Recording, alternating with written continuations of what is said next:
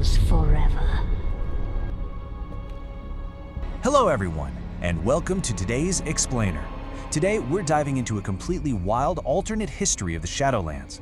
We're looking at a version of events where Sylvanas Windrunner doesn't actually shatter the Helm of Domination atop Icecrown Citadel. Instead, she puts it on. And it's this single monumental decision that totally changes the fate of Azeroth, the Realm of Death, and the Jailer himself. But you know, the most fascinating part here isn't just the change in the storyline. It's that this version of events actually begins to explain so many of the lingering oddities from the original lore. Like, why does the system of death look like a giant machine? Why did the Jailer constantly talk about a flawed reality? And what exactly were the universe's ultimate architects hiding from us this whole time?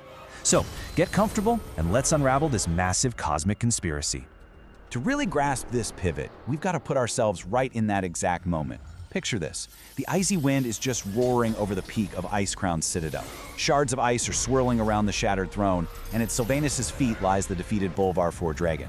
Now, in the reality we know, she tears the helm apart and literally splits the sky. But here, she pauses. She looks down at the helm and feels this immense will emanating from it, something cold, ancient, and infinitely hungry.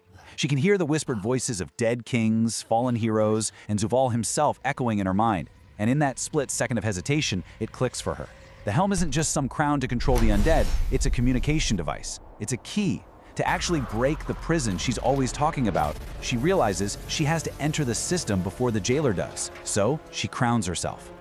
The instant that icy metal touches her brow, the sky above Icecrown still shatters, but her own perception completely expands across the cosmos. Suddenly, she hears the endless streams of souls. She feels the rushing rivers of anima. She can literally hear the Shadowlands breathing, and she senses the chains of the Maw stretching through the very fabric of the universe. And most importantly, she feels the observation. The Jailer already knows she's there. But Sylvanas totally expected this. She plays along, letting him think that everything is going perfectly according to his grand design. By stepping into this role as the ultimate double agent, she gains something absolutely invaluable: the ability to see the entire unvarnished structure of the Shadowlands from the inside out. And honestly, the horrors she witnesses through her new omniscient connection completely validate her total lack of trust in the universe's grand design. One of the very first things she takes a close look at is the Arbiter in Oribos. This being isn't some compassionate deity warmly welcoming souls to their eternal rest, not at all. The Arbiter is a cold, calculating machine that shuffles souls around based purely on logic rather than any sort of emotion. It operates exactly like a robotic sorting algorithm, completely devoid of empathy. It doesn't understand the nuance of mortal cultures, or love, or tradition. It just coldly scans a soul's traits and tosses them into the corresponding bucket. Now, acting as the Jailer's emissary, Sylvanas doesn't just watch from afar anymore. She personally tours these realms of death to collect the Covenant sigils herself. Her first stop is Bastion. Now, on the surface, this realm preaches this beautiful promise of ascension and peace, right? But what Sylvanas witnesses firsthand is actually terrifying. She watches souls undergo what they call a purification process, but she quickly realizes they aren't healing these souls at all. They're systematically erasing them. They're stripping away memories, emotions, and attachments, wiping away literally everything that made that person who they were in life, all just to turn them into compliant, unquestioning ferrymen. Watching this brutal mind-wiping process in total silence, Sylvanas turns to a Kyrian guide standing right beside her and asks this incredibly chilling question. If memory makes us who we are, then who exactly are you saving? And the absolute tragedy here is that she gets no answer, just silence, because the system doesn't actually care about the individual. A Quinn. Very well. He may approach. Step forward. My Ascended have spoken of you. Held captive. You.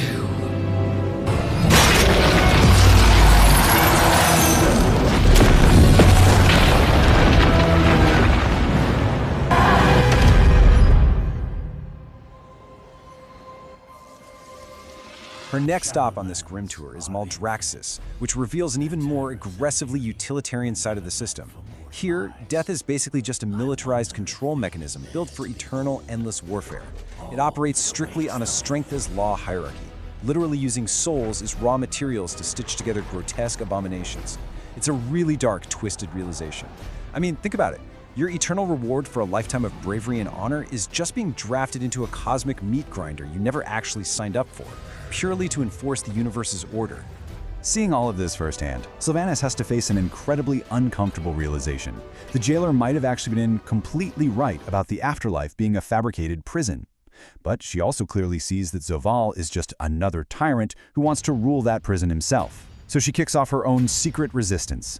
Just like in the timeline we know, she abducts key leaders from Azeroth, Anduin, Jaina, Thrall, and Bane.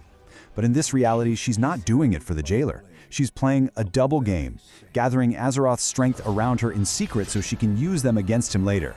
And it's during this time that Anduin constantly appeals to whatever is left of her humanity. He really grounds her, helping her realize that simply replacing one tyrant with another isn't going to break the cycle at all. Through her incredibly dangerous double game, a repeating pattern starts to become glaringly obvious to her. The Covenants don't actually exist to nurture souls. They exist solely to maintain order. The afterlife isn't some natural spiritual progression of existence. It is a literal industrialized processing plant. She begins to see completely through the grand illusion, realizing that this perfectly ordered realm of death is entirely artificial. It's a machine. And you know, machines have builders. Having that inside access finally lets her uncover exactly who built this prison. All throughout the Shadowlands, you hear these grand legends of mysterious, godlike beings called the First Ones. But Sylvanas pieces it together. This is nothing more than a mythological front. It's a fabricated legend meant to completely mask the true architects, the Titans. Think about it. The Titans are famously obsessed with order, traveling across the cosmos to build massive, highly structured planetary facilities. The Shadowlands, with its rigid rules, emotionless algorithms, and purpose-driven zones, bears the exact, undeniable fingerprints of Titan engineering. And this brings us to the ultimate payoff of her deciding to put on that helm. Because she played the jailer's game so well, she gains access to the Sepulchre, the hidden core of the entire realm.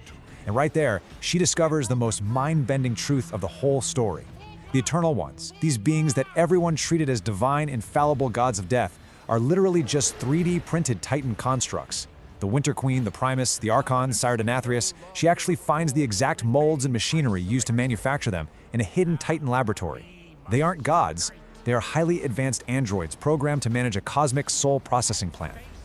Just take a second to think about the sheer scale of this lie and what it means for Sylvanas, and honestly, for us as the audience.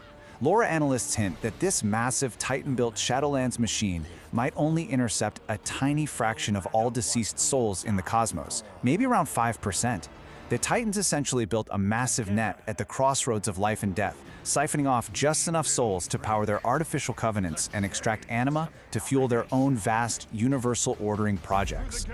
Sylvanas' harrowing journey leads her right to this ultimate realization. The Shadowlands she infiltrated is just a Titan laboratory, characterized by industrial anima extraction and incredibly rigid laws. But out there, beyond that artificial net, exists the true afterlife. A vast, beautiful, unbounded, and unordered expanse that exists completely outside the reach of the Titans.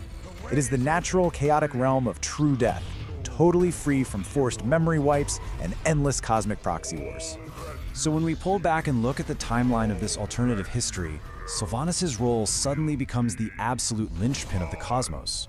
In ages past, the Titans ordered Azeroth, then they constructed the artificial Shadowlands to siphon cosmic power. Eventually, one of their own constructs, Zovaal, realized he was part of a flawed system, rebelled, and was subsequently imprisoned by his own programmed brethren. And now, in the present, because Sylvanas chose to bear the heavy burden of the helm and play the ultimate double agent, she is uniquely positioned to dismantle this entire Titan conspiracy from the inside out.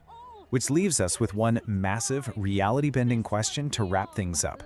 In a world where Sylvanas Windrunner chose to wear the Helm of Domination, playing a terrifying game of 40 chess against the cosmos itself, does she die as Azeroth's greatest villain, or does she actually become the ultimate savior who finally sets us all free?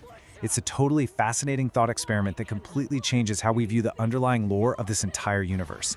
Thank you so much for joining me for this explainer, and hey, keep questioning those grand designs.